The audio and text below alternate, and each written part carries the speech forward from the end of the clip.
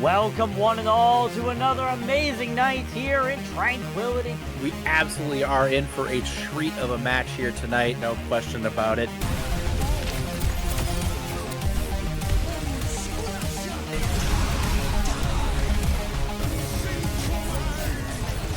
And the grenades from Pomku eliminate everybody on the field. Now I'm doing something as well. It's going to be applied as Death Plus them, and it's going to be huge. Fighting three. The double kill with the Bastion ulti? Alright, I see you guys.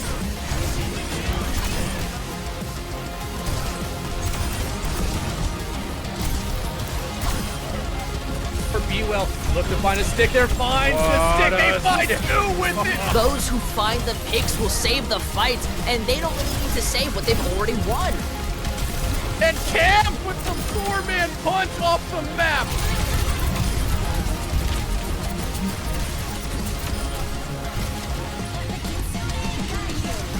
Experience tranquility.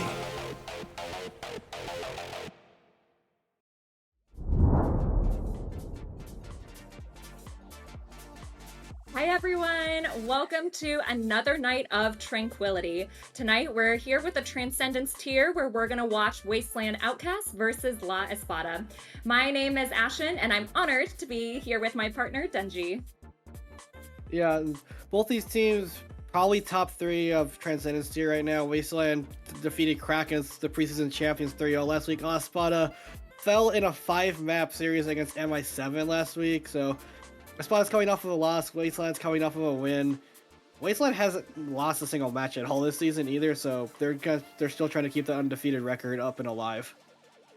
Yep, and what's exciting is this is our final regular season week before we go into playoffs next week. And so these two teams are really duking it out for that top seed for playoffs. Yeah, I believe if Wasteland wins, they get the number one seed. If Espada wins, and I think it goes down to map differential because both teams will be seeding at 7-1. But right now, Wasteland, I think even if Espada beat Wasteland, they have to do it in a 3-0 in order to secure the first seed. But I think Wasteland, if they take more than one map, they got the first seed regardless. All right, so I expect this to be a close game tonight. I think what's particularly interesting about these two teams is I got to talk to them a little bit beforehand, and they do have preference for different styles. Wasteland Outcast has really been grinding out their Jotes comp, and so they prefer more of that Brawl style, while La Espada likes that Sigma and Doom. So I think it'll be really interesting, very different play styles from both teams, and we'll have to see how they match up in game. Yeah. So Wasteland's gonna try to just go balls to the walls. Espada's just gonna try to slow them down, burn the cooldowns, and then strike. Which with how Wasteland's played in the past, watching a little bit of their games, it's gonna be hard for Espada to not get completely overwhelmed by the Junker Queen rush. All right, so it is a close rivalry tonight. Denji's super excited to be watching this with you, and I think we are just about ready to jump into the game. What's interesting is we will be seeing the matchup on Busan. And what's interesting about Busan is it has 3 very different submaps. Some are better for Brawl, some are better for Dive. So it'll be interesting to see if the teams try to one-trick a certain comp, or they will try to play different comps on those different submaps. Yeah, so with the submaps of Busan, you got Downtown, very dive-oriented. Sanctuary is the one that's up in the air. You can't play Brawl, you can't play Dive, you can't play Poke. It's pretty much team preference. Mecha Base is usually a very big area of Brawl since it's super close quarters. It's usually even back in Overwatch 1, Mecha Base, you usually saw Ryan Rush come out. The other 2 points is pretty team preference-y. You can play Rush on the other 2 maps. It's just a little more open, so it's a little harder to close the gap. Right. I think another thing that will be interesting is we know last week came out with a new season 7 new patch. And I know a lot of teams are trying to figure out how to play Sombra in scrims with this brand new rework of Sombra. So something I'll be interested in seeing is if any team feels ready to pull out in a match tonight. I think another thing that'll be interesting to see is checking out how much Bastion we'll see tonight. With the buffs and changes last season, a lot of teams have been running that Bastion. I know it's something no one really enjoys playing or playing against, but we'll see if any team takes advantage of it tonight. Let's see. He is a little less durable since they did nerfed his grenade damage a little bit. They nerfed the fact that he doesn't gain armor when he goes into his turn form anymore. They were actually going to save that for Season 7, but they decided to hotfix it because he was that much of a problem in Season 6, even towards the end. But with the new Sombra, he has a lot more kill potential. You can probably take the 1v1s a little more confidently, but if you don't get the kill or everything like that, it's really hard. You don't like have the instant get out of jail free card with a translocator because you can't just put it down, forget about it. You throw it, and after I think 0.25 seconds after the throw, it activates and you go where the translocator was thrown. Yeah, I know. I love those moments as a support player when there's a Sombra that just shows up in my backline and deletes me. So we'll see how the teams deal with that tonight. What's interesting is both teams are really looking out for the DPS players on the other team. So I think two key players to watch out for in this match are going to be Amira from Wasteland Outcasts and Fatherless from La Espada.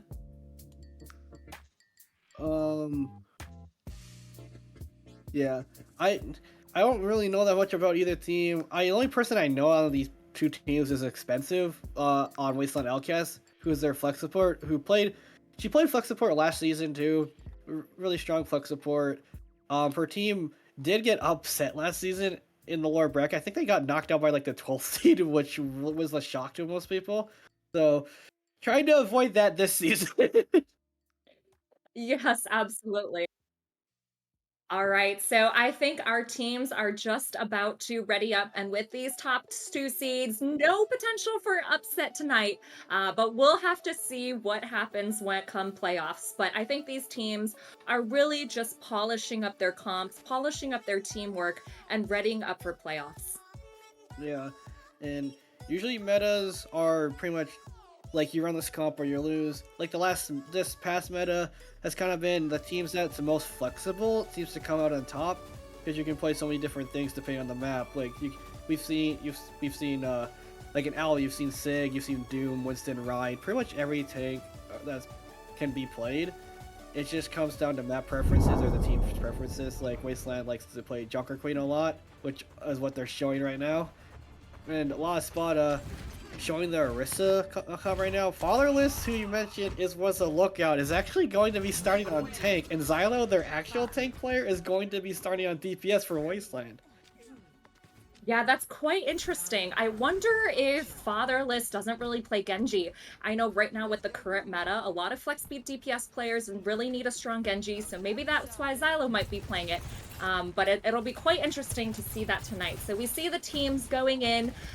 People are taking different positions around the map, and La Espada is going to take point control first, while Outcasts just rotates around and tries to flip map. Yeah, so what Outcasts are going to do is they're just going to try to focus like whatever target they can. Most likely going to be the back line, as tries to get the kill there, but just really great peel from Mania, and I think Sigron got like in there too, but that's the problem with this comp. If you don't get the kill immediately with the Junker Queen comp, she just doesn't really thrive that well in a long engagement. Sigma does because he can put out more damage, and his cooldowns aren't like super reliant on getting the kills. Yep, that's right. La Espada is playing more of a poke brawl hybrid with that Sigma and Bastion, while Wasteland Outcasts is going all in with the Jokes. Now they're looking for the engage, looking to bait out cooldowns. Xylo is taking an off angle. Mania uses the rock but gets deleted immediately. And with that tank advantage, Wasteland Outcast is going to push W, gets the kill on Amira and Nadia, and La Espada is going to have to back off and regroup. Yeah, that was a really good engage. Wasteland Outcasts kind of just realized they have to force the cooldowns out of La Espada before they engage, as Mania was taken very low, as Xylo was just spamming constantly at him. So when the engage came through, Mania didn't have kinetic grasp, he had already used rock. Shield doesn't really do anything when the Junker Queen's in your face. And losing your tank in that comp means the rest of the pieces will crumble, because Sigma is the centerpiece of the Sig comp. He provides like all this, he gets the space for the team to go forward. All right, what's interesting, Nadiad switches to the Mei, and then Xylo on the flank is able to get those 2 picks, as well as we just saw Claris and the backline of La Espada as well, and they are rewarded with this team fight win. Yeah, now La Espada is kind of locked into the ult spin cycle of Wasteland. They have Blade, they have the Rush, they have the Rampage, they're coming up on beat. La Espada's Lucio does almost have that sound barrier to cancel out the Rampage, but I wouldn't be surprised if they Rampage gets beat out and then they go for with Blade. All right, so Outcasts invest the Kiri ult, the Blade, as well as the Queen ult, and they are rewarded for the first pick on the enemy BAP, as well as they're just cleaning up the rest of the team here. And La Espada invested 3 ults, unfortunately wasn't able to win that fight. Yeah, but on the side of Wasteland, you invested 4, you're not close to any. La Espada is at least coming up to both DPS ults, but it's going to be a case of, can they get there without losing any other players? Because their comp is, they have some ability with the Lucio to move around, but the rest of their team, pretty stagnant. Right, and so La Espada, we're looking at last fight territory here. They rotate towards the point. The Sig takes point control. Wasteland Outcasts seem to be backing off, but Claris gets the first pick on Amira. And so this is a 5v4 fight. And they invest the Mei ult, but unfortunately they lose their BAP, and there's only 2 people left for La Espada. And so they're just forced to get the cleanup while Wasteland Outcasts is going to get the first point here on Busan. Yeah, very well played. It was a little bit of a messy fight at the beginning with them not getting that pick onto the BAP immediately. I think Fatherless went in by himself while the rest of his team was trying to deal with something else in the back. But after that one fight, they played as a group, they played as a unit, they didn't split up. The worst thing you can do in Jones Comp is split up unless you're in a Sojourn, because Sojourn can play an off angle, but the rest of the force should play pretty much as a group. Especially into the Sig Comp, because they can just rush one target as the 4-man unit, kill them, and you're up 1 player. La Espada, Mania did switch to Reinhardt for a very brief moment, but then back to the Sig. Sigma on this map is a little bit more risky since this is considered the brawl stage of Busan, but it is doable if he can play spacing and just kite if they can just play the spacing, kite the engages, and make the Wasteland burn cooldowns. They should be in a good spot. All right, we'll see if they can turn it around. Both teams in a bit of a poke phase, just looking for that first pick, while Wasteland Outcast is looking for that backline, but unfortunately, Fatherless gets punished by Amira, and so they've lost their tank, lost their Genji. They're just gonna have to back off and reset here. Yeah, much like the opening fight, Fatherless goes forward, the rest of his team not really ready to go forward with him. Also, the Mei from Ned managed to wall off one of the chokes that where Fatherless had went through, so the rest of the team had to rotate around. Wasn't able to get to him in time. He falls.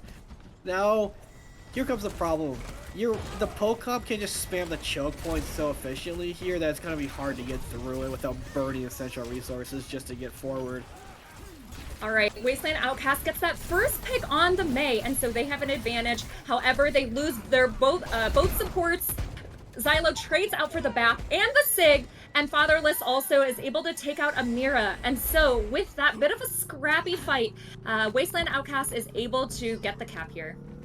Yeah, that's the other thing. Both supports fell on both sides, but the last fight was so low. Xylo was able to get a couple dash resets. Fatherless can keep himself upright a little bit with the Adrenaline Rush passive, which he was able to do in that fight. And now La Espada is kind of stuck in a spot where they're walking into a mess, but Fatherless is getting just ran at. Yep, Fatherless is caught out of position there, and great target focus by La Espada to use turret form and burn down that Junker Queen. And so Wasteland Outcast is going to have to back off. They can't lose any other members while they reset for another fight. Yeah, what last one is realizing is that Fatherless kind of likes to play a little bit by himself and look for like axes on choke points as the team walks through, and they're just walling the support off and killing him. Really nice shot from Narcoma there, takes out Claris as he's going. Wait, the rock just canceled the ult from. Okay, wait, Wasteland's still investing. This is not looking good at all. Yeah, exactly. That was a brilliant window from Narcoma. Shuts down the Soj as Claris is ulting. And you're right, for some reason they invest 2 more ults after losing their Soj. I do bet they wish they had those ults back. Yeah, especially Fatherless's Rampage gets rocked out. Xylo just pops Blade at like 0 HP and dies. Now Espada just has like the ult advantage coming in here, and they can just set tempo, and that's exactly what they're doing. They're not letting Wasteland do anything, get forward at all. Espada invests the Mei ult and the beat for sustain. However, they do lose their Bap and Mei, and they are able to trade out picks in this fight. They take down Fatherless and the Kiri, and so they will maintain point control while Wasteland Outcasts is trying to regroup quickly and have someone touch for the last second. Yeah, Xylo able to get the touch last second, but Fatherless has to switch to the Doomfist. The only silver lining right now for Wasteland is they have that Kitsune Rush maybe to turn something around if Claris doesn't get taken down, but they're already in a deficit of players. Okay, Espada is able to get that pick on Claris. This is a bit of a tough fight. They do Wasteland Outcast does use that Kiri ult, but this is a tough fight while Espada still has their full team up. Although they do lose their back, Outcast is just trickling on point, and unfortunately is going to lose that point while the teams tie it up 1-1. Yeah, I think it came down to the Mei pick from Ned. Well, kind of seemed like an odd pick in the C comp. Came really in clutch, able to wall off like the backup of Fatherless. Mania is able to hit a rock on him. He just doesn't have a way to get out. He just doesn't have a way to kite out to his team, and they're able to isolate Fatherless time and time again, just kill him. That one big fight where Wasteland decided to keep investing ults even though they were losing players just came back to bite them because they didn't have anything left in the tank going into that final fight. All right, these teams are looking to stay with their comps on this third sub-map of Busan Downtown. Now, this is traditionally more of a dive map, but both teams are going to stick with their brawl, and so they're meeting over here on the left side Mega. Xylo taking a bit of an off angle, looking for that first pick, but Espada has plenty of sustain and is waiting for key cooldowns to come out before they brawl. Fatherless lands a knife on that Mei and is going to press W, and so they take out Lamp from Espada. That's a key cooldown. They get the pick on the Bastion. However, Xylo goes down while Outcast gets the trade on the BAP. Is probably gonna take down that Lucio as well, and so Outcast is going to clean up this fight, and they're going to get first point control. Yeah, well, usually you want to take Mega Pack control as a team. I honestly think Espada should have swung wide to the point, and like just create as much space between you and them as possible, so they have to burn cooldown to get to you. Because the worst place you want to be against a Joker Queen comp is in a small room, especially when she can hit mostly with the reduced axe cooldown and have it back up right after she strikes. So, Wasteland are kind of Espada is still sticking with their plan, just trying to rush out the Queen, but this time not really working. Yep, Outcast is playing this really well. Espada comes down main, tries to use that turret form. However, Outcast is able to use that shout, able to sustain through all of that damage, lands a massive knife, gets all of the picks, and they're coming up on 5 ults. And so this is going to be a tough fight for Espada to push into. Yeah, they're going to have to push into a Blade and Overclock without any defensive ultimate. But another shutdown on the Overclock. Well, that's a big rampage. Oh boy. Oh man, especially Espada without the Suzu. Everyone gets hit by the rampage. That's just an easy fight win for Outcasts. They do invest 3 ults, however, but they do have only support ults coming up, while Espada has 5 in the bank. Espada's gonna have about 5. Ned is the only person who's lagging behind a little bit, but that's kind of what you expect from Mei. The thing is, it's gonna come down to if Wasteland can maybe get a first pick before a fight even breaks out, as Oh, Amir almost gets picked up by Xylo, but he'll get the support. Yep, Narcoma invests that window. Outcast is able to sustain, but they manage to get the Junker Queen there. And so La Espada is pushing in a 5v4, take out the Genji as well. And so really well done. They only had to invest one ult there while Outcast has to regroup. Yeah, they only have to invest the one ult, and now they're going to have 4 coming in. Wasteland has 2, both support ultimates, but the Rush might just Rush countered by Rush. They'll just Blizzard Sig ult it. Beat, well, they'll just probably kite it out until they or match it with their own beat to try to just overwhelm. It's gonna come down to who has the better ultimates. Beat is already forced because Fathers goes so low going forward. Yep, they use the B. Outcast is trying to sustain and live as long as possible. Unfortunately can't because they were just so low. They choose not to invest the Kiri ult, and La Espada just cleans up those picks quite quickly. I imagine they're trying to regroup for that next fight. Trying to regroup. La Espada ends up investing 3 ultimates into that fight, being the Bastion, Sig, and Lucio ult. Wasteland only using that beat. They have the Blade, they have the Rush. La Espada doesn't have that beat anymore to sustain through that Blade or the Rush unless they can shut it down, Xylo's Blade down, or somehow catch it with the Blizzard. But the thing is here is there's the Blizzard, but I don't think it catches anybody. Everybody able to escape it. Actually, never mind, it catches Fatherless. Yep, well played there with that Blizzard. That kind of counteracts the Kiri ult, which is usually a very strong ult for Jotes. And so La Espada is rewarded with that team fight win. Just a very quick, clean, easy fight, especially when your Junker Queen goes down first. That's going to be tough. Yeah, and now La Espada staring overclocked Blade and potentially a Rampage in the face. No beat on the side of La Espada to counter any of this. But there's the window out. But as Fatherless gets split again from his team, time and time again, he's just going forward. The rest of his team not able to follow him. And this is final fight. They're going to have to go down their tank. Xylo gets the pick on the BAP. However, La Espada has already gotten picks on 3. And so it's only a Lucio and Kiri left alive to try and contest the point for as long as they can. But unfortunately, they can't. They wall off the Queen ult. And Fatherless is just left standing on the outside of point while La Espada takes this first map. Yeah, Ned, who started originally on the Sojourn, made a really great adaptation to it with the Mei. The Mei able to just split Fatherless from the rest of his team with the walls, which is a really big thing because with your Queen gets split from the team, it's tough to save her because she doesn't have any really defensive cooldowns. Because to get in, she has to shout. She has to axe, she has to knife, pretty much like to try to secure a kill. He's down those cooldowns, the rest of his team can't get her up, he's as good as dead. I think La Espada did a great job counteracting Jotes, waiting for that Queen to use Shout to engage, and immediately using turret form, using a window, not investing a lot, and getting that first pick on that Queen. Yeah, Fatherless was the first pick most of all the fights that La Espada won. Fatherless either dropped very low and forced Wasteland to back out, or was dead before the fight even broke out. And it might just be a disconnect between Fatherless and the rest of his team, as he seems to be going forward a lot of times when his team is like dealing with something else that's going on. I think it might just be a push-pull thing where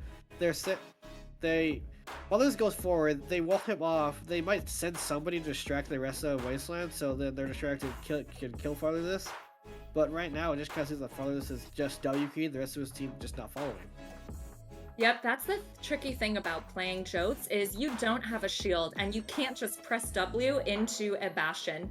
So if they continue with this comp, I hope to see some adjustments from Outcasts. You really want to bait out those key cooldowns such as Lamp, Turret Form, and wait until those are over before you use Shout Engage. And so I think Outcast really needs to play around those key cooldowns before they use Speed, before they use Shout to engage, and also have a plan for kiting, especially window and turret form, so that they can actually live, waste Espada's resources, and then re-engage and take that fight. Yeah, and what it seems like is Wasteland just doesn't want to give them space. Which, I get, you don't want to give a team space in general, But when they have a full force war chest ultimates coming at you, and you don't really have that much to defend against it, you have to give a little space, but then you can try to retake it. What Wasteland seems to be doing right now is they don't want to give any space, so they're just trying to brute force their way through any ultimate that they come head to head with, which is really not what you want to do against like a Sig ult, a Bastion ult, well, not really Bastion ult, Bastion plus Window and Blizzard. And most of those times where those ults were used, Espada won because Fatherless decided to say, I'm not giving any space, while the rest of his team said we have to, and there's just that disconnect. Because you see the Shark going so far forward, the rest of the team split back. The rest of the team is just in the back line. But we have got our next selection of map. Wasteland Outcasts have selected to go to Midtown, and La Espada, who won that map, have selected to defend first. All right, I think Midtown is quite an interesting map pick. Outcasts Midtown tends to be a little bit better for the brawl and the poke. And so I imagine Espada is going to continue with their poke brawl comp with that Sigma and that Bastion. They've been playing that really well. So I am hoping to see some adjustments from Wasteland. It'll be interesting to see if they adapt to more of a poke comp and take that matchup head to head. And we'll have to see what kind of plan they have for this new map. Yeah, Midtown, it just seems like their favorites the poke comp some more. There's more angles you can spam. The first point is pretty wide open. Second point has that high ground that's really oppressive. Third point, high grounds are oppressive on this map in general. But it's gonna be tough for Wasteland to get through. If anything, they might just go the rotation where you rotate all the way through alley, try to take Fire Station, which is right next to the point, and try to force Espada to abandon their positioning on the high ground by the train and try to come to point, which might be the best shot that Wasteland have to take this map, because if you're going to try to run with them head on, you're probably going to lose, because they can pretty much just kite you out. That long rotation through the alleyway is probably the best shot Wasteland have to try to at least take a fight on the point before any of their cooldowns are burnt. Yeah, Midtown can be a very frustrating point on all 3 points, to be honest. And it's going to be tough to push into that brawl. And so what I'm hoping to see from Outcasts here is they need to be really smart with their rotations. I want to see them use speed to speed into, if they're continuing with the same comps, I want to see them use speed to speed over into left side, wait for that cooldown to come back up before speeding left and stabilizing in that room to the left of point. It's going to be very difficult for them to just press W key into Espada's comp, and so they have to be very smart and play as a unit together. Yeah, especially this map. If Ned brings out the May, this map is pretty decent for me on the first point, since her wall can block off a pretty big chunk of first choke. And it also can just negate sim TPs, but I highly doubt that they're going to try to use the sim TP to get across. They might just try to run across with speed or shout, which would be the best thing they could do before getting that amp back up and then going in. But if Fatherless continues to play his I'm gonna W key in and hope for the best, it's gonna look grim for Wasteland. All right, so now we see a preview of what the teams are running, and it looks like Espada's going to stay on that Sig May composition, while Outcast is going to keep running Jokes. So it looks like both teams are opting for very different styles. Espada's comp is going to be pretty tough to break through because of that May, because of that Bastion turret form. And so, like we talked about, Outcast is going to have to play really smart around their cooldowns and make sure they don't take too much poke, because they only have a Kiri Lucio. Kiri's really mostly only a single target healer, and so they're going to have to. Fatherless, I'm sure Fatherless really needs to play smart and try to live and not get picked off first. Yeah, in my opinion, Fatherless needs to dial back his aggression a little bit, as and instantly you see Wasteland taking the rotation I mentioned. They're taking this long rotation to try to take Fire Station. Espada electing to meet them in that back corner, which I mean, would make more sense if they're on a more broad tank, but then again, Mania really is a really good tank, so they're just kind of forcing Wasteland back. They're not letting them walk forward into this, take that fire station like they want to. And the wall splits too already, and see the May just gain value by splitting up the formation Outcast. Outcasts is already doing a better job waiting out those key cooldowns like the May, like the Bastion turret form. However, Xylo gets rocked and gets picked off first by the Sigma. And so Outcast is just trying to push in, try to get that pick. Unfortunately, they can't, so they're trying to die as quickly as possible or get out to regroup for the next fight. Yeah, Outcast, the rotation was good. Espada just played it really well, using the walls to split, making it Outcast burn more cooldowns. And Xylo just completely goes away from the Genji and decides to go May himself. So now, Wasteland's plan is probably to try to isolate Mania and kill him that way. Much like Ned was trying to isolate Fatherless. Alright, Espada uses that wall and uses that wall brilliantly. They wall off Fatherless, they're rewarded for the first pick, and they also pick off Xylo on the way out. And so Outcast just has to regroup, has some ults coming online soon, as does Espada, so we'll see how this next fight goes. Yeah, Outcast they kind of seem to be hitting a brick wall of Fatherless still wanting to go forward. The May wall splitting him perfectly. The rest of the team not in a position to help him at all. And now Espada has a war chest and ultimates here. They can just flux them. Meatball doesn't have that sound barrier yet, so if Mania wanted to, he could just flux them in this alleyway, lock them up. They're not going to survive. Both May ults are already used, as well as Nadiaja's May block. However, they are able to get that pick onto Claris with the assistance of the back window. And so Espada is doing a really great job of taking smart fights, not using a lot of resources. However, Fatherless invests the Queen ult even while down one. That hits 3 people, however, they're countered by the Espada's May ult. And so Espada is rewarded with the picks. However, Xylo invests his May ult as well, as does Claris, invests the overclock, and gets 3 picks. Just a Bastion left. Cleans up the Bastion. Claris with the 4K helps Outcast cap point A. Yeah, that was a very chaotic fight. Multiple ults being exchanged. The thing is, when you're in that small room, Rampage is big, Blizzard's big. Xylo comes out of nowhere and just throws his Blizzard in there and locks up Mania. I think he forced like a couple other players like to just flee. I mean, Claris just has a free shooting range, and well, we're going right back in as Expensive decides to use her Kitsune Rush very early here. Right, they almost get that pick on the BAP, and Narcoma comes out with the lamp. However, Expensive counters with that Kiri ult, and Kiri ult is just a super strong ult for a comp like Jotes, where you can just press W, you fire at a shooter faster rate, you get your cooldowns faster, and so they're rewarded with all of the picks on Espada, and they're able to move this cart forward. Yeah, Espada's still holding on to a pretty decent combination in the Flux and the Bastion ult, which Mania does capture 3 in that and gets both supports down, so this the fight's done and dusted. Outcasts need to reset and need to go back to spawn. Great fight by Espada to retake that point, investing only the Sig ult and the Bastion ult, which is a very good combo. We saw it played a lot in Owl, and a lot of teams have been picking that.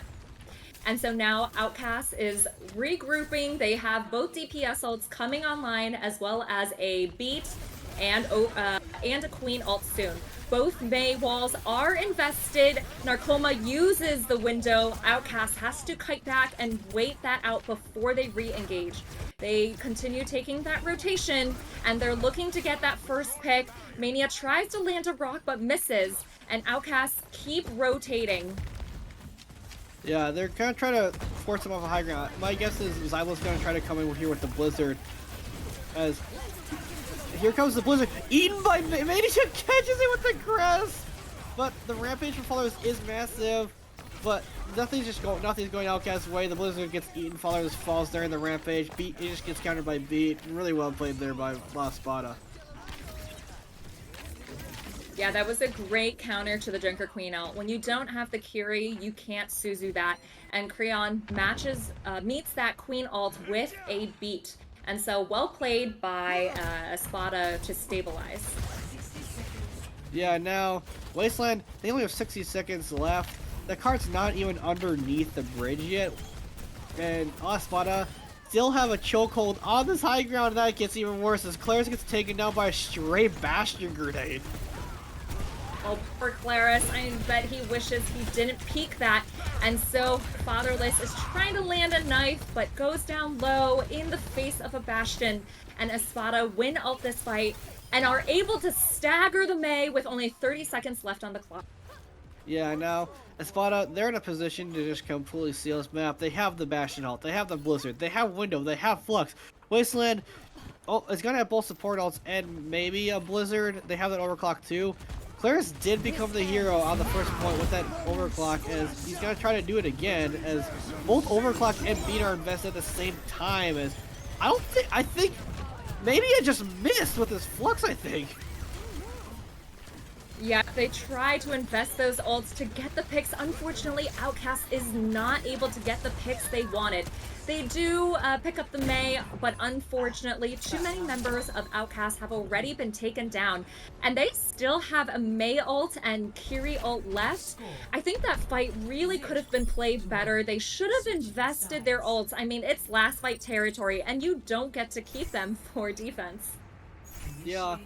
I honestly think that that Wasteland's engage was extremely rushed. It looked like they were in a state of panic, trying to get to the point, and it just keeps happening where, like, if chaotic fights break out, usually it benefits the Joker Queen because everybody's close to her. She get to hit them with their axe and that stuff. But Wasteland just kind of, like, when chaotic fights break out, especially that one, Wasteland got lost. They got split up. Xylo's on the low ground with Expensive. Claris is Claris is by the high ground. Fatherless is completely split again, and Meeple is just up on a wall. So they're split. They're all over the place. None of them are together. I think the call from might have been we have to send somebody to cart, but it just got really messed up. Xylo goes to cart. 2 people go to cart. The rest go to the high ground. Espada, they're not really worried about anything because they just know they have to win that fight. That's the tough thing about Midtown Point B. It can be a very frustrating point to take because of that bridge, that high ground. The team really needs to take high ground and try to win out that fight before they push cart. It's tough when they're split in that way. Fatherless did do a better job not getting picked off first, and so we will see if they're able to maintain a hold on their defense. Now here, Wasteland can do a little more, like, choke holding, or like just stuffing the choke here, because Espada has to get in, it has to secure a pick in order to take any space here. Wasteland, they just have to. Wasteland can isolate Mania, they can do that, but beautiful rotation from Espada as they use the speed boost just to bypass the wall and get to the point. But Lampari 4 says a mirror just goes sky high and it's a stay at the shooting range for Claris, picks him right off. Yeah, that was well played by Outcast, looking for that first pick, and then however, they do lose Fatherless, while Espada lose their path. It's a bit of a trade. There's just a Lucio less for Outcast, and in that scrappy fight, even though Espada loses someone first, they're able to stabilize, get the picks they need to win out the fight and cap point A. Yeah, it was looking good for Outcast getting the first pick, but Espada just played it perfectly, and now Fatherless unable to re-engage. He's gonna get staggered and sent back to the second point spawn. But Outcast just, again, chaotic fight. Outcast kind of get lost. Fatherless was kind of in CC jail as he got rocked and slowed and walled, and everything just kind of got sent into him. But in these chaotic fights, Espada just seems to keep their cool. They know what they need to do. They know what they need to do to secure the picks. Outcasts seem to be completely lost, not completely lost, but more lost and kind of like just in a frantic spree to kill anything if something doesn't go their way. Yep, they take this fight on the high ground. Narcoma uses the window to take down Fatherless, and both sides invest the Mei ults. However, the picks are only coming for the side of Espada, and with that, what a quick fight. They're just able to have their Lucio push point and win out this map.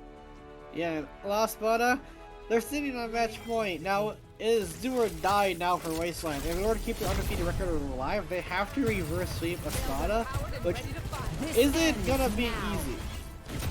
Isn't gonna be easy at all. Espada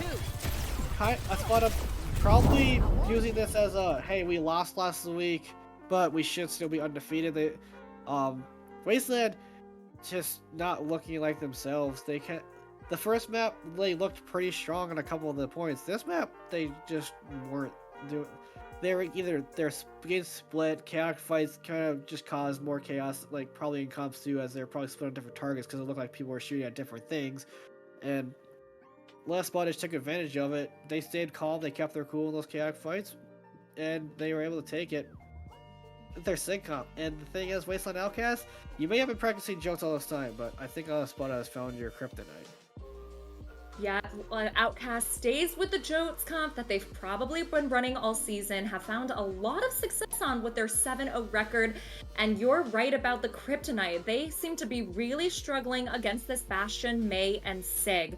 And that attack by Espada must be a record time. They didn't lose a single fight and just kept pressing W, kept moving the payload, and so rewarded with a very fast map win on Midtown. And so Outcast, I imagine, is going to take advantage of this break to really regroup. And so they probably have to think, are we going to keep and staying on the Jotes comp? And we'll have to see if they have another comp in their back pocket to try and turn things around.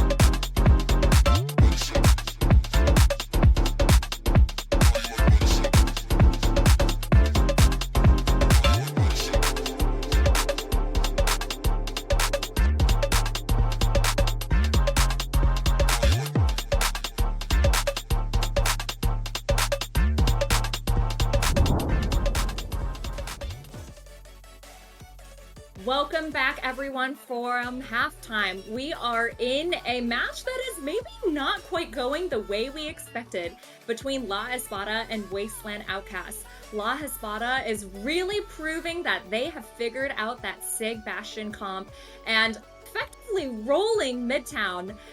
So they are up 2-0. Outcast has picked New Junk City as their next map. And so we will have to see. That one is a pretty good map for Brawl. We'll see if they're going to continue sticking with the Jotes or if they are changing things up. I think they're going to be sticking with the Joes. If it's supposed to be practice, why would you, if it's supposed to be practice, I'm pretty sure like most people are against practice. Play what you practice. Don't try to change stuff on the fly, especially if you don't know the fundamentals or what you're doing on that comp. Wasteland has a pretty good idea how to play Jotes. So New Junk City is the flashpoint, so most of the points are pretty Brawl oriented, except for a couple. You got the main point that spawns in the middle is arena, and like the name says, it is a massive arena. But the thing that Espada might be able to take advantage of, if somehow Wasteland gets caught in the arena pit, Wasteland Espada can just surround them. Refinery has a kind of pit in the middle of it, like Ilios Well does. The Ducks, Refinery, and Junkyard are pretty high ground oriented, so it kind of favors Espada. Bomb Flats and Arena are like probably the two where the Junker Queen can overtake.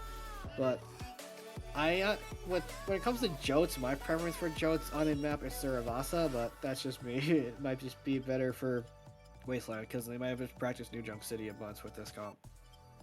I think a lot of teams have been figuring out Flashpoint for the last couple months. And I know people do tend to favor Saravasa, but looks like Outcast is going for New Junk City. And so in terms of how they play this Jodes comp, which is interesting because it looks like they want to run a BAP. So the difference between running a BAP and Kiri here is BAP is much better for sustain. I imagine Expensive thinks that the team is just taking way too much damage, and BAP has that strong AoE healing, that shift ability that instantly heals his team over time, as well as Lamp to keep his team up. And so with that move over, we'll see how these teams take Arena. Yeah, and both teams going the same route. You want to end up on the high ground overlooking the arena. You never want to end up in the arena on the starting engage because it just gives a window for teams just to fire in at you.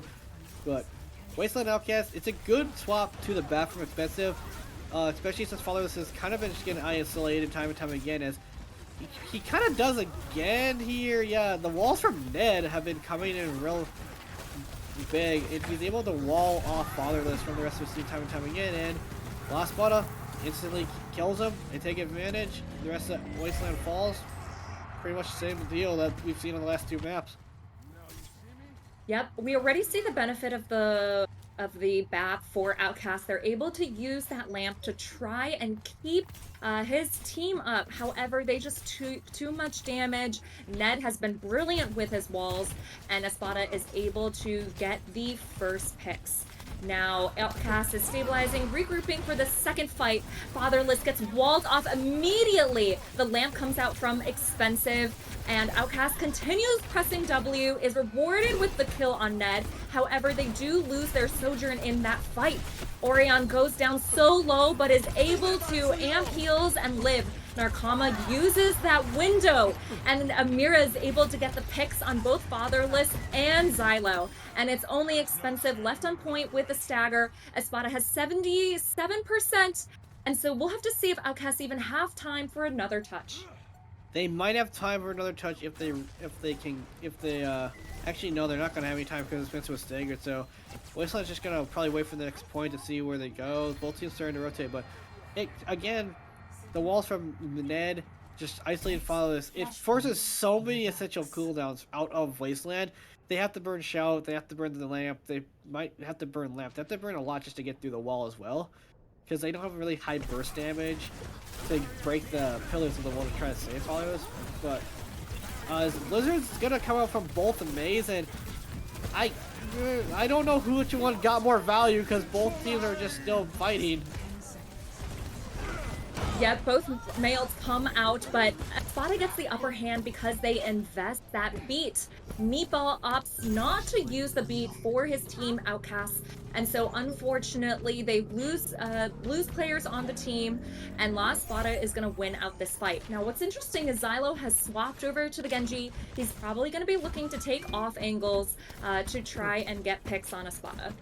Yeah, and Genji can be a little bit better here, but the Rampage, oh, it only hits Mania. Mania not really bothered by that, but what a shot from Clarkson and Narkoma there, and Amira down too, so now La Espada, their down players. The Rampage from others looked like a whiff, but I think Wasteland forgot about Claris, who just kind of slid into the back line and killed everybody. Outcast plays that well, investing both the overclock and the beat. And now we see why Meatball held on to his beat, because they're able to use that for sustain and win out this team fight. Yeah, Espada, well, neither team's really gonna have that much coming in. Like, it's gonna be window for window, if anything. Wasteland does have the positional advantage since they were able to take that high ground, but it's just gonna come down to, again, La Espada just brute force their way through it, and they just run at Expensive, not ignoring the window, but Xylo clears out and trade back.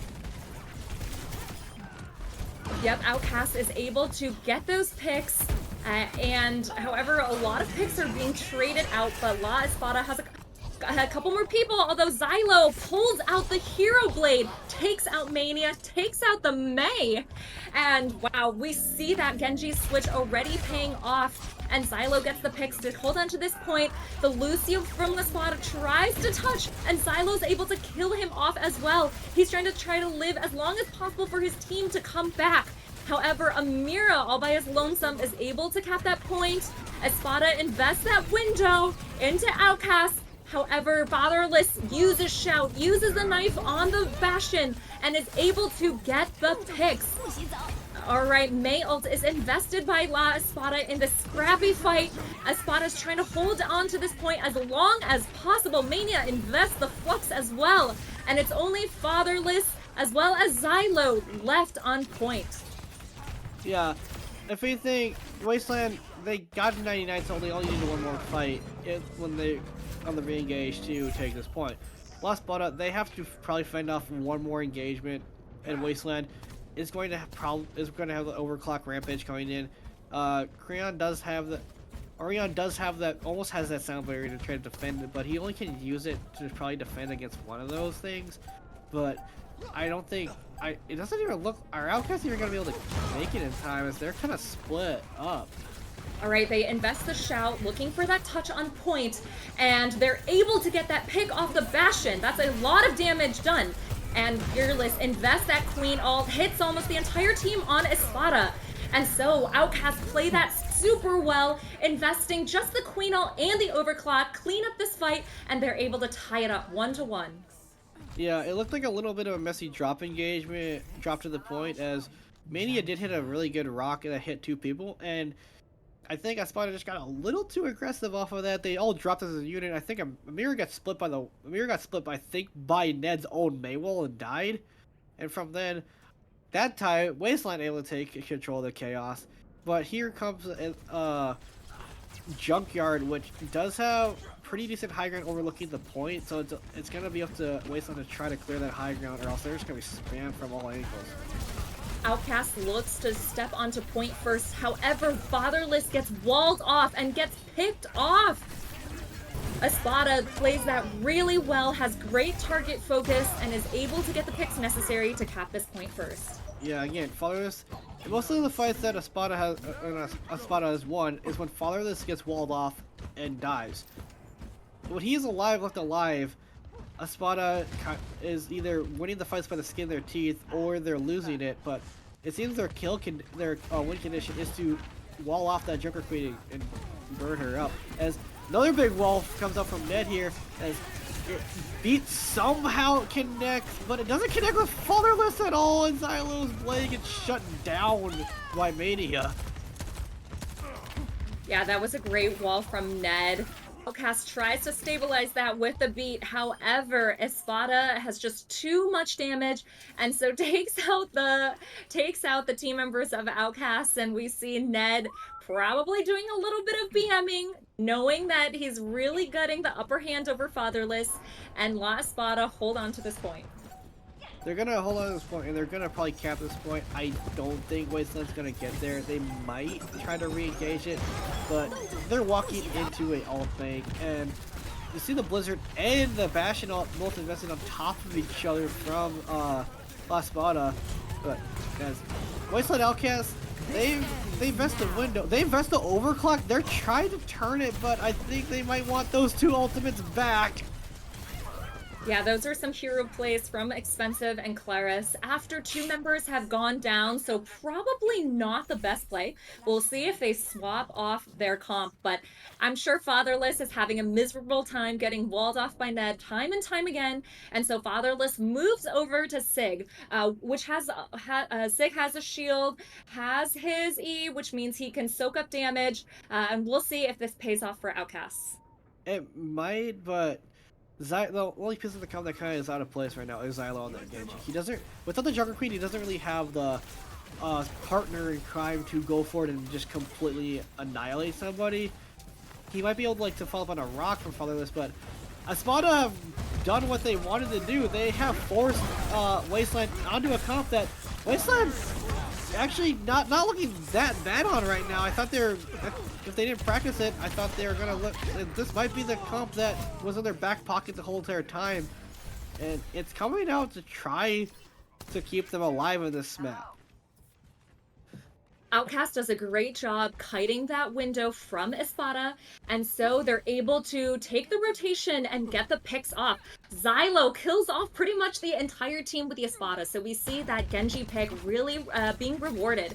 Because the thing about Genji is he's very sneaky, and he can play at a different angle, gets all those dash resets. And so Outcast gets first cap here, and Espada's looking to engage. They use the Flux, are able to lift up to, however, Expensive counters with the lamp, and Meatball gets off his beat, saves his whole team before anyone dies. And Fatherless gets that first pick on both the Bastion and the Lucio. Xylo invests the blade, and Outcast just cleans this whole team up. And so immediately, we're really seeing this Sig pick pay off.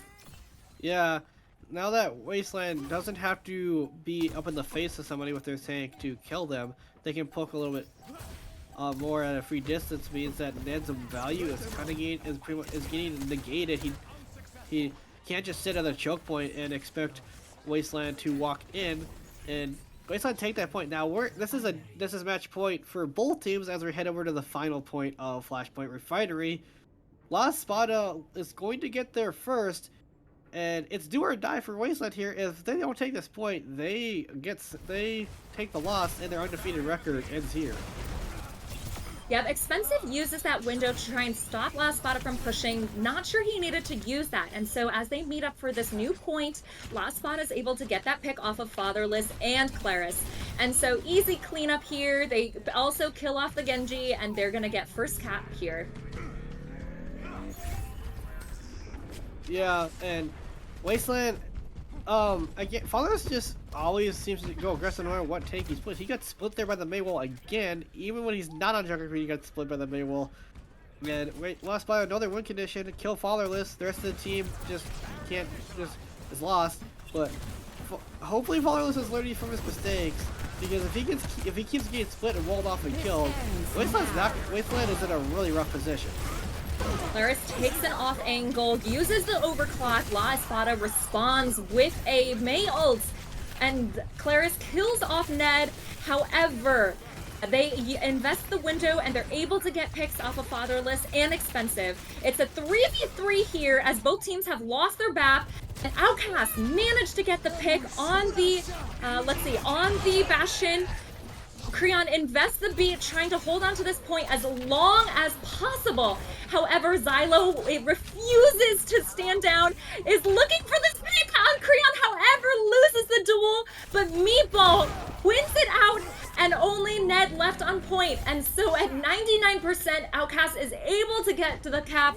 This is 2-2, and they are going to have to hold on this point until and cap it to 100.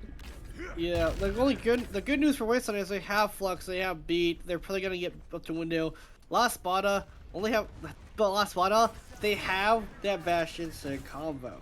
Meatball's gonna have to build this beat extremely fast and try to negate it, or Espada staring down the window, or Wasteland staring down the window of a potential loss. All right, Mania gets rocked, is trying to stabilize as Espada is looking to take this fight. Fatherless invests the Sig ult first. The lamp comes out from Espada. Everyone goes low. Outcast is able to clean it up. A very clean 5k from the team, and or 4k as Mania backs off and regroups for final fight. It's going to be the final fight. That Flux was huge from Fatherless. Captured 4 in it. The lamp's forced. And they only had to invest that one ult. Now they're gonna have both support ults here. La Espada still hanging on to that Bastion and Sigma. Then goes over to the Genji here as he gets rocked. They're already down 1. Beat comes up from Meatball. Bastion ult has to get something here, or else Wasteland's gonna start maybe or a potential reverse sweep, as it looks like it's going to go that way as the entirety of Espada is falling one by one. Outcast plays that beautifully, outlives Mania's Flux, and they are rewarded with the 3-2. They are looking for this reverse sweep. Now, I think Outcast made that great decision to swap over to the Sig halfway through the map, and they're rewarded with capping 3 points. So that's a great call by Fatherless, and we'll see as Espada picks the next map. We'll see if they continue keeping that Sig and see if they're able to turn this series around. I honestly think they looked a lot better on the Sigma than they did the Junker Queen. But if Fatherless stays on the Sigma, it was a lot closer than when there was the Jones versus the Sigma. So if I'm Wasteland, you keep the Sigma. Everything else has been working, except for the Junker Queen. So you probably just do the Sigma. And the last Espada kind of ran into a brick wall where Wasteland kind of found, like, hey, if we're mirrored, they kind of seem a little bit unsteady in the mirror. Yeah, that's pretty impressive from Outcast to make those mid-series adjustments necessary. And so I'm really liking that Sig comp from Fatherless. I'm really like the Genji pick as well, because that Genji can take an off angle and poke at Espada's backline, and it's pretty hard to contest Genji because Espada is more of a brawl comp. No one can really look at that Genji, and so Outcast is able to get that win. Now Espada is looking to turn it around, and they do pick Esperanza as their next map. Now this push map, honestly, I wouldn't be surprised if Wasteland see this map pick and go, oh, we can play Jotes here again, and might get rolled. But who knows? Jotes is playable on this map, but the Sig Cup, once you take high ground control overlooking where the push bot goes through, it's tough. especially with first point spots activated, it's tough in push maps in general to try to come back from that. But Wasteland probably gonna go to the Jones. Lost Espada probably gonna stick with what they're doing. This map is like one of the push maps where you can come back from it more often than Coliseum or New Queen Street. Especially, I've seen the most crazy comebacks of teams being down 100 plus meters and then flipping the script. Reminiscence versus MI7, like for the past 2 seasons, was the constant Reminiscence being up 100 plus meters. MI7 like only at 50. They flip it in overtime and just go completely come back from that massive deficit. But you can come back from deficits, but you don't want to get into that deficit in the first place. But Wasteland probably gonna stick Jones, Lost Espada, probably gonna stick their Sig comp. If anything, Wasteland might go to that Sig comp again, but we'll see. Yep, that's the thing about Esperanza is it's famously known as more of a dive map than some of the other push maps. I don't expect to see any dive here, but the thing about it is there's a lot of different angles. And so I'm expecting these teams to really take that high ground control of bridge on each side of the map.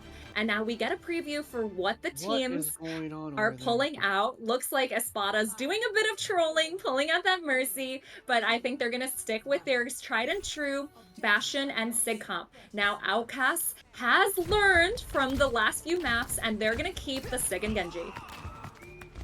Yeah, the only difference being is that Bastion versus the Sojourn. Sojourn has a little more has like a little better poke and burst damage. Bastion realize most of his damage comes from his grenade, most of his damage comes from that turn form, and now you don't really have a tank that's just gonna W into you and blow you up. Fatherless is gonna try to play his distance, just poke, look for an opening, which is what you need to do. As Fatherless currently kind of getting the better of Mania right now in the Sig, as he already forces the kinetic grasp out of Mania. Yep, Lost Espada all takes a lot of damage. The grasp as well as the lamp is already invested, and Xylo gets the first pick onto Amira. And so Outcast is looking to engage, looking to continue winning it out. However, they lose their Sig. But Claris is able to trade out Narcoma and Mania, and so Outcast is just finishing off these last picks, just finishing out this Genji, and will take first control of the bot. Yeah, very messy engagement there, but Wasteland does get control of the bot. They did lose their Sig, they lost expensive there too, so they're just gonna try to get this bot pushing. They're probably gonna back off and regroup a little bit. A little meatball. It did go back to taxi them to the point, so when the next fight breaks out, it probably will be a 5v5. But right now, Wasteland just trying to push the bot. They are giving a little bit of space as they know they need to regroup. Okay, so Outcast is taking high ground from Espada, but Espada is undeterred. They've tried to rotate around and flip the map. Claris almost gets that pick off with that rail. And let's see, Fatherless uses that grasp. Espada invests that window and is able to take out the lamp of Outcast, and they're looking for a pick. They get the pick onto Expensive. However, it's traded out for their Genji. Outcast is able to trade out enemy back. And so we're fighting a 3v4. Crayon invests the beat to try and stabilize. However, without the bat, they just don't have the sustain to win out that fight. And so Outcast is rewarded with that fight win, is going to keep pushing the bot. Yeah, Crayon invests that beat to try to counteract the blade from Xylo, but the father waits it out. He uses Flux. Perfectly timed to end that fight there, but Lost Espada, both supports burned in that fight. Outcasts have both of theirs. The only thing for Espada is going to be both DPS and Mania's Flux here. Right, Outcast uses that window for that engage, also uses the beat to try and sustain and press W. There where Xylo gets that first pick off Narcoma. They're able to get the pick on Amira as well. And Lucy is just rolling around trying to live. However, Outcast is able to take down the whole enemy team. And these switches, these adaptations that Outcast is making is really paying off. And they have been rolling this map so far. Yeah, but you see Espada, now they're making an adaptation. They're going over to the Sim Rhine, or the London Spitfire comp, like I like to call it, as this is the comp that London Spitfire or one trick, which it might be able to run down the Wasteland, but you see there that if they don't get the pick immediately, they don't really do that well, since Ryan in the current patches and metas is not really in a great spot. Yeah, exactly. It's pretty hard to run this comp. I honestly think they should run it with a Bastion Sim instead of a Sojourn, but I imagine Amira wants to hold onto that overclock.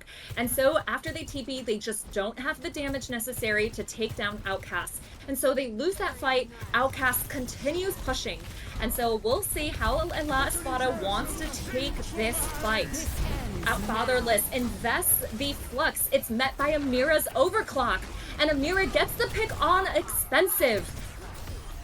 They're looking for more, and Fatherless is just trying to stay alive as long as possible, trying to stall it out.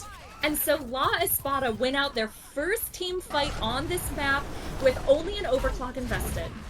Only the overclock invested, but Wasteland goes back to the Junker Queen. They're going back to the Junker Queen comp. As I feel like I'm in a competitive game now, because this is what happens in competitive. Tank gets countered, you counteract, tank, it's just a tank counter play right now. But Wasteland, they're going back over to the Joker Queen comp because they think they can probably defeat the Sim Brawl, which they're not really that. Oh no, the Sim TP is mispositioned, and now La Espada, they're kind of stuck in a really awkward position on the low ground there. Yep, that was a Sim TP of whole time. Narcoma uses the window, doesn't get much value. Outcast is able to kite that very easily. Now Outcast is holding high ground. Teams are just looking for a little bit of poke. La Espada invests the Sim wall. Outcast is trying to back up, trying to stabilize. However, they lose their Junker Queen and lose their BAP. And Espada does a great job just pressing W with that aid of that Sim wall, mitigating damage to win out that fight. Yeah, they invested the Shatter to knock Fatherless to the ground. Obviously, you can't block it with Queen or anything. Like, Xylo's 1 HP somewhere currently, but the good thing for Wasteland is they did manage to take down Ned, so La Espada does lack that map traversal mobility without the Sim TP, and they're just going straight in here. Outcast tries to contest before Espada caps. However, Espada uses that beat to sustain through it to counteract Clarissa's overclock. Meatball invests the beat while down 2! That was a very ambitious beat. Not sure what he was thinking there. However, Outcast does get the pick on the BAP as well as the Sojourn, but La Espada just has too many people alive, and they are able to get the cap on this point. They only get the cap on the point, and they got the fourth spawn activated too, so even though Narcoma and Amira both died, they're gonna get that fourth spawn here. As Mania's so low, but he's kept alive with a great Sim TP from Net until Xylo and Fatherless both run him down. Alright, we see that beat and those last couple picks pay off from Outcast as they are able to engage onto Espada and easily clean up the team without any ults invested. Yeah, now they're gonna have Rampage, they're gonna have the Blade, they have the window. Espada, no Suzu, no beat, nothing to cleanse that Rampage. The only thing you can hope for is that Mania somehow pins him out of it, which is gonna probably not happen, but hey, I've seen more crazier things in this game. Who knows? Alright, Expensive uses the BAP window. La Espada is able to quite successfully and that's the Queen all hits! 5! Oh my god! All of La Espada goes down so low. They tried to use the lamp for sustain. Both BAPs are traded out, but that Queen ult just does way too much damage, and La Espada loses the whole team as a result, and it comes to a pause. Yeah, it looks like Narcoma on the side of La Espada calls for the pause, but that Rampage, it hit 5. I think Amari was trying to relocate his team with the SMTP before the Rampage struck, but it was too late. And yeah, exactly. Especially when you're all anti, you don't have Suzu, you don't have sound barrier, and you TP'd into a location where you're in a small room on the low ground by a Junker Queen. Not really a great idea. Sounds like some of the players' mouses is not working, which you need to play, obviously, in order to play on PC, you need a mouse. So hopefully they can get that problem fixed pretty fast here. We can go back in, but Wasteland, I don't want to call it a reverse sweep yet, but they're looking like it's gonna be. They're trying to make this possible, as they have looked completely different for the first 2 maps. Exactly. Wasteland has really been dominating this map, and we see the difference of when you don't have a Curie. It's just so free and easy for Junker Queen to ult there. And so it sounds like Ned has fixed his mouse issues, which, yes, is very important. And so Outcast is very close to full capping this map, and we'll have to see if La Espada is able to turn it around. Yeah, Wasteland is down their Batiste right now, so they don't have that high output of healing. So they're just gonna push it as far as they can and back off. La Espada though, they have about 4 ultimates coming in here. They have the Stim Wall, they have a Shatter, they have the Window. But Xylo instantly picks off 2 off the get-go. That's Sim TP. Yeah, Xylo has been truly popping off on that Genji here. Now, I'm not sure what Ned's doing with those TPs, because half the team falls off high ground while half the team is on it, and so it's just easy pickings for Xylo. And so this bot is meters away from the finish line, while La Espada still has 4 ults and will try to stabilize. However, they lose their Lucio immediately. They invest the Window, invest the Sim Wall, invest the Shatter to try and turn things around, but no picks are coming out from their team. Outcasts counteracts with the beat and the blade, and they are able to kill off the remaining members of Espada. And it looks like they're able to cap this map, and we're 1 step closer to a reverse sweep. Yeah, Wasteland and Outcast, very, very messy on the first 2 maps. They looked night and day, very close one on New Junk City. This map, completely one-sided towards Wasteland. They knew they played the sitcom, they counted with Spada's like what looked like an unbreakable sitcom from Espada, they countered. To the point where Espada elected not to mirror and went to a Rhine comp. Then Wasteland responds by just bringing out their Junker Queen comp, which is really strong.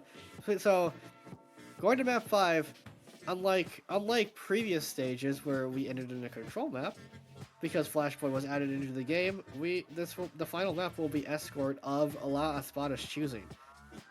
Since now Espada, they don't have the clear-cut map choice to just shut down the Junker Queen comp, because Wasteland has shown they can play the stick comp very well. And we just heard from our broad, La Espada have selected to go to Watchpoint Gibraltar, so who knows, maybe Espada has a little bit of a dive hiding in their back pocket. Yeah, Gibraltar is definitely an interesting map pick. You can still run the Sigma or run a kind of TP brawl, so I think will be interesting to see if these 2 teams change it up. Now, the thing about Esperanza is it is definitely one of the strongest map for Jotes, and so Outcast plays that really well, is rewarded with that win, and basically rolls over Espada there and is rewarded with that map win. Now with Gibraltar, it is a pretty tough map. We've seen plenty of full holds on point A and point B, and so it'll be interesting to see how these teams change it up for this map. Yeah, point A, you have to break the high ground control hold that teams like to do in defense. Point B, pretty much same thing. You have to break shuttle control in order to get through that area of the map. Both are not really easy to do. They're both tall tasks. That's why dive is played so often here, because heroes like Winston, Genji, Echo have that vertical mobility to access the high grounds. Usually the backlines bring Ana, because Ana's nano boost pretty strong, Briggs rally pretty strong in that comp. Who knows? Sigma can be played here.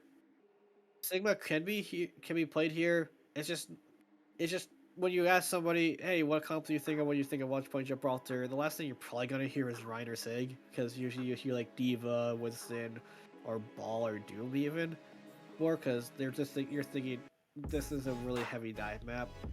So maybe Espada are thinking they can beat us in the mirror of Sig, they can beat us on Jotes when we're on Rhine. Can their ace in the hole might be, can they beat us on dive? Yep, it'll be interesting because we haven't seen any bit of dive from either of these teams.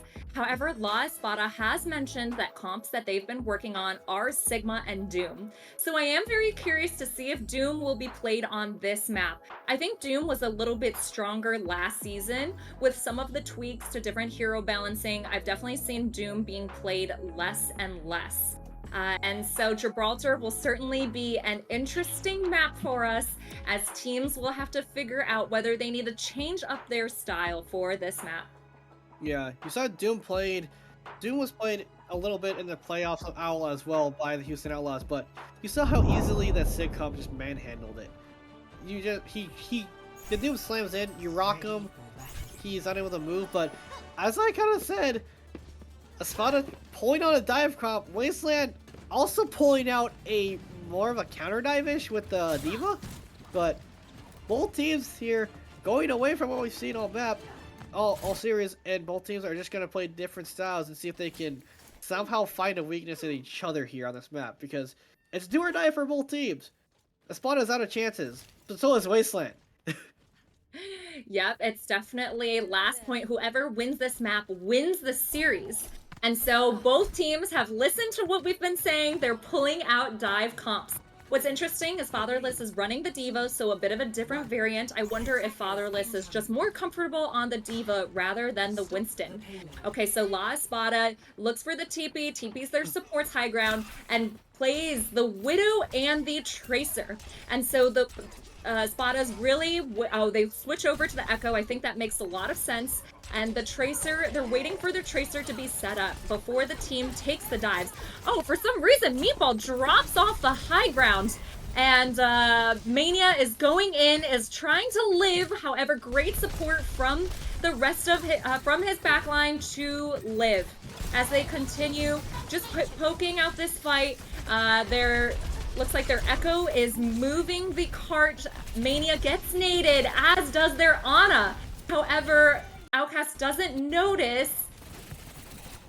And so, Espada gets the first pick onto the Tracer, and they're viewing that as a go button. There's a bit of a map flip going on. They lose their Echo, their Brig gets naded, and so they continue pushing. Outcast has to back off here as they wait for their Genji to come back. They have to wait for the Genji to come back, but Polaris is doing a great job of just stalling the payload and not letting it move, as Nano Boost invested on a Mania. Well, he's anti, he doesn't get the overhealth of he doesn't get the boost, the actual health boost of the Nano, and that ultimate just goes to waste. They're really great purple there from Expensive as the Nano Boost connects with Mania, and now Espada, they had a couple picks to try to go into that fight, but they have to back out here, and Amira's kind of in a tough spot. He doesn't really have any blinks left, and he's just trying to force card control. Yeah, Espada has been taking so much damage, and a massive nade from Expensive lands on 3. They're rewarded with the pick onto the Monkey. However, they lose their Genji, but let's see, Outcasts invest the Nano. They're able to continue getting the picks, and they win out that fight. Yeah, so much so that Mania has just elected to mirror the Diva, going away from Winston. And in dive, Diva's really good at shutting down Winston. He dives in, she turns around, micro missiles, primary fire, booster combo, does a really big chunk of damage to him. She can defense matrix his heals. So Mania just going away from that. And it's kind of just been the battle of who hits the bigger anti-nades right now. Oh my god, Ned just copies the Ana on top of the support, but Claris able to find Narcoma out very early here. Yep, it's a very common copy target for Echoes to copy that Nano, or copy that Ana, because Nade just gets so much value. Amira lands that stick onto the Ana, however, they lose their Brig.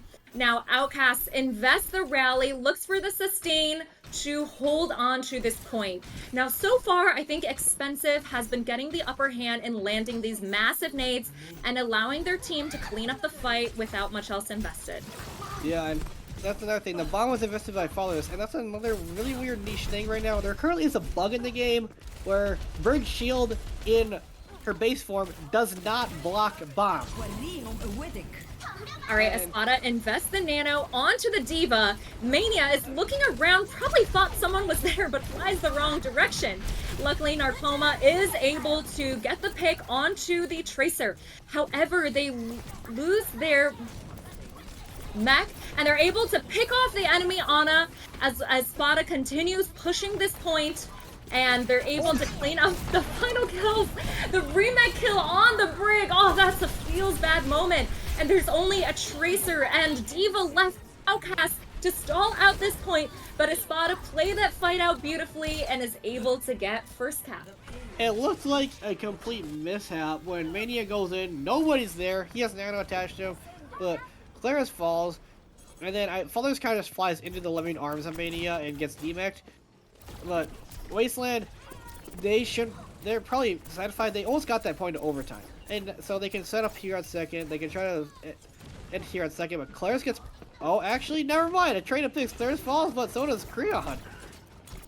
Yeah, there's been a lot of pull sticks, so well done by both Tracers in the lobby. Now, Ned invests the copy, is trying to farm up this blade on Genji, unfortunately isn't able to, and so just pokes some damage, but is going to have to back off. However, with the beam, is able to get the D-Mech onto Fatherless. And so Espada invests the rally, continues pushing as long as they can while they've lost their Ana. However, without that Diva in mech from Outcasts, it's going to be very difficult for them to hold on. And so they are just trying to stall out as long as possible, trying to prevent this point B cap, which has been a bit of a roll for Espada.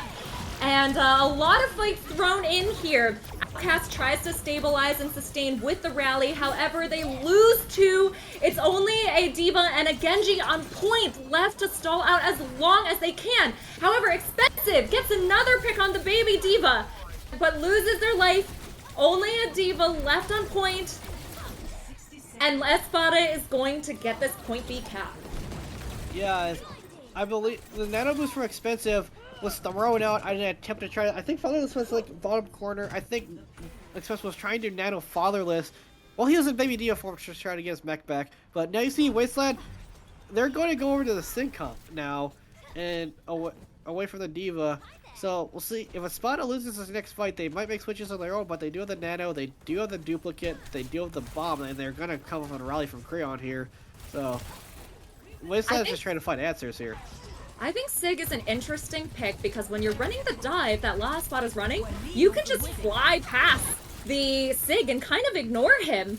And so we see that with the nanoed Genji, with the Genji going in, however, they are, Outcast is able to get the picks, and they tried, Espada invest that rally to try and sustain without their Ana, and they continue to push forward.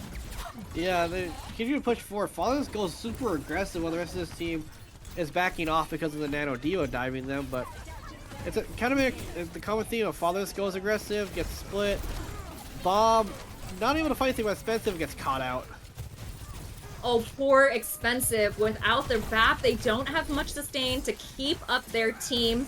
Ned on the copied Sojourn gets a pick, and they are able to kill off the entire team. They do lose their Ana, but they're so close to the end, and with the Brig, they should be able to sustain and cap this point. They should be able to get the point as they do cap it. It was looking very grim on first point for last Espada, but they do cap it with 48 seconds in the time bank. The only thing is, they have to hope to defend and not let Wasteland cap third point, or we're going into OT rounds. But last Espada, they have the relief that they full cap the map. They have time in the bank, and all they have to do now is to defend this map, and they take the series 3-2. But Wasteland, they've looked on fire ever since they took New York City, so it's gonna be hard to grab back that momentum that last Espada had, because it's completely shifted into Wasteland's favor. Yep, Espada, it was looking like a full hold from Outcasts on that first point. However, in the final seconds, they're finally able to break through. And point B and point C, to be honest, were kind of a roll for Espada. And so they just continued pushing that payload, winning out team fights, and are able to cap point C with time. Now we're looking at their time to defend. They probably can breathe a sigh of relief as they were able to push all 3 points on Gibraltar, which infamously is very hard to finish. And now both teams are looking at the mirror, looking at mirror comps. And so Outcast starts off by looking to TP their supports high ground. Normal thing, TV your supports high ground, get them in that control, switch back to Tracer, you know, normal dive setup. It's gotta be D.Va mirror, as following this Ahri has dropped to half HP before a fight even takes place here, but we'll see if Wasteland can break this high ground hold a little easier, but a massive grenade comes out from Narcoma there under the back line of Wasteland. Yeah, that nade from Narcoma hits 3. However, Outcast isn't set up to follow up on that nade. And so they lose their Tracer, and unfortunately that nade is traded back onto their backline, and they're rewarded with the kill on the Brig on behalf of Espada. And so Espada very quickly is able to get the picks and continue holding on to this point. Yeah, Fatherless switches. Oh, he's just trying to get his mech back. But Wasteland but Lost Spot played that really good. Claris gets picked up immediately. The nades across on the trend. Wasteland's trying to cross the bridges are really good from Narcoma there. Wasteland are kind of falling into the same area where Lost Spot was. The only thing is, Lost Spot have kind of forgotten about something. Yeah, Outcast just opts to push the point there with the Tracer and the D.Va, and once they've baited Mania to drop down, Outcast takes the rotation up top. However, Outcast loses their Tracer as well as their Ana, and so a bit of a tough fight there. They're going to have to regroup for this point A. Yeah. Amir has been getting the better into Claris time and time again. Claris is only 60% through that pulse bomb. Amir has his already, but Claris is kind of just getting caught out in the cart time and time again. Wasteland doesn't really have any ults coming up at all. Lost Spada is going to have almost a full entire ult thing going in here, so this is going to be a hard thing to break for Wasteland Outcasts, and especially since they're staring down the barrel 5 ultimates. Yep, lots of ults coming online for both teams. Amira uses the pulse bomb, gets the pick onto Expensive. And so that is a big pick there. Unfortunately, Fatherless isn't able to eat it. And so this is just more time off the clock while they wait for their Ana to regroup. And this is almost looking like a mirror of that point A attack from Espada, where time is just ticking off the clock. I was just ticking off the clock. They have to wait for their Ana to come back. I think they're trying to build Nano maybe to try to get like a Nano Blade going with Xylo. But the thing is, Creon has that rally, which, well, it's not a fully reliable counter against Nano Blade. It can deter the Genji quite a bit, especially if Narcoma decides to invest Nano Boost onto Creon.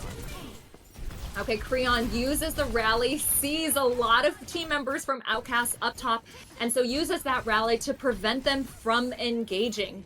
Outcast just kites that, waits that out before re-engaging with 5 ults in their bank. Yeah, Claris is 1 HP in the low ground, but here comes the Nano Blade from Xylo. It immediately picks up Narcoma. He's going after Creon. If he can get the backline, that's exactly what Wasteland needed to break this hold. Yep, Nano Blade is a very powerful ult, especially when Creon no longer has that Brig ult. There's no trance or beat to counter it. And so Xylo is rewarded with the picks. And they invest the rally just to sustain. There's only an echo from Espada, waiting to see if he can touch.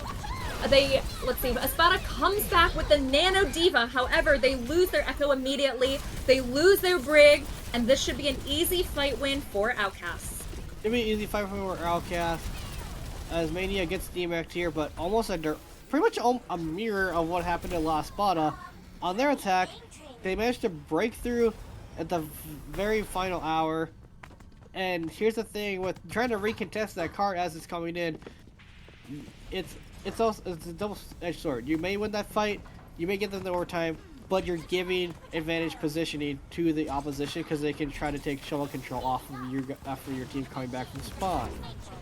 Yep, so Outcasts continue pushing this point. It seems like Fatherless has a bit of a fat finger there.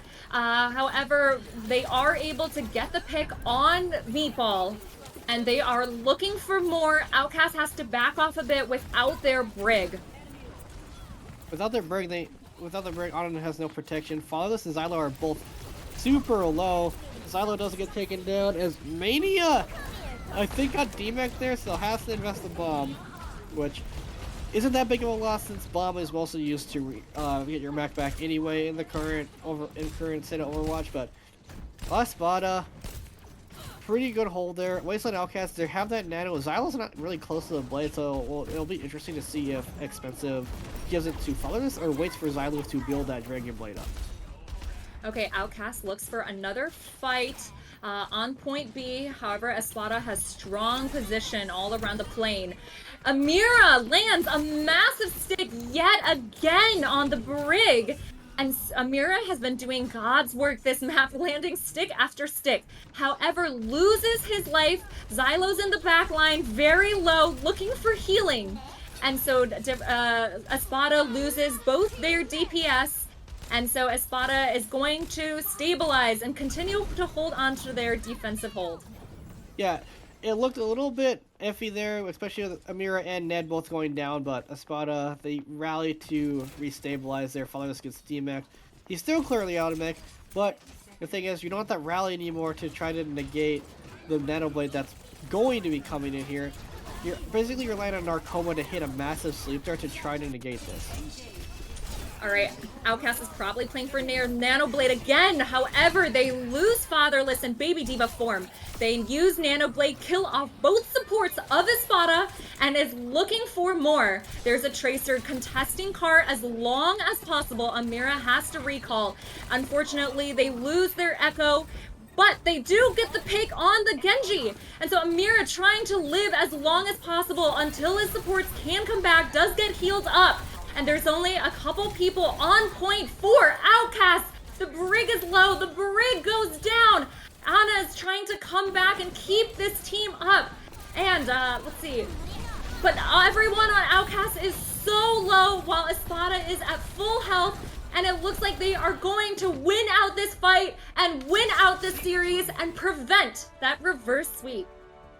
Yeah, Wasteland Outcasts, they get handed their first loss. But yeah, it was looking really iffy there for Espada. They prevent the reverse sweep, but man, that was close. But I think Wasteland, even though they lose this map, I think they still get the first seed. But I'll have to look at that again. But that was what we expected to be a really close match at the beginning. Didn't look that way, but Wasteland came back from the dead for the most part and did try to turn it around. They didn't get the reverse sweep, but they did manage to send it to a map 5, which is where a lot of people were probably thinking this one was going to go anyway. Yep, this match definitely played out a little differently than we expected.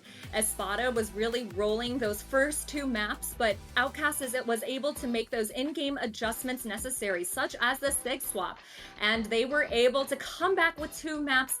However, Gibraltar was such a close map between the two. Both teams almost got full held on point A, but they're able to crack it open at the last minute.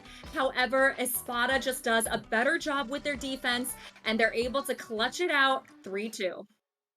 Yeah, I think the big difference there was the Echo versus the Genji. The Echo had a little more leeway of just the burst damage. Alright, I have a cold right now, so this is coming in. This is not really perfect time, but Echo versus Genji. Echo usually wins that most of the time because of the fact that her focusing beam goes through his deflect. She has more burst damage, and what Wasteland was doing, they were just relying on that Nano Blade combo, which can only get you so far on that map. That's right. In between the Nano Blade combos, the picks weren't coming through. And so La Espada gives Outcast their first loss of the season. I think it's going to be a bit of a rivalry between these teams going into playoffs. But I expect both these teams to have a deep playoff run. And so they will now have time to go back to the drawing board, do some revisiting their comps, do some voting, figure out how they can play it better, and ready up for next week. Yeah, but for the rest of the week, there's a Ascendant Tier tomorrow, which I am forgetting off the top of my head what the feature match is. Thursday will be Discord Tier, and right after this, I believe Silver Slander is still happening, which is that deep dive into Discord Tier. But from all of us here at Tranquility, a big thank you to CBF, who is our producer, and Orange, and I forget the other observer's name, Wareagle, who were both observing that match. But a big thank you to my co-caster Ashen, who I believe is like your second time out here, so Second time. doing great. But for all of us here at Tranquility, we hope to see you back here tomorrow at the same time for our Ascendant Tier feature match. But for everybody else, have a great night, and yes.